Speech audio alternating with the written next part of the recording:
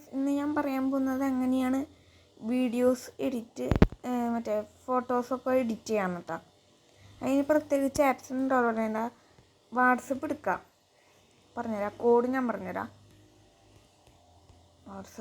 WhatsApp എടുക്കുക. എന്നിട്ട് നിങ്ങൾ എന്തെങ്കിലും ഒരു ഫോട്ടോ എടുക്കുക. എന്നിട്ട് അതിൽ ജനറേറ്റ് എന്നൊരു കീവേഡ് ഉപയോഗിക്കുക. എന്നിട്ട് എന്താണെന്ന് അടിച്ചോ, ജനറേറ്റ് എ ക്യാപ്പ് വിത്ത് എന്തടിക്കുക, കൂളിംഗ് ഗ്ലാസ്. എന്താണെന്ന് അടിച്ചോ, സൺഗ്ലാസ് എന്ന് അടിക്കാം.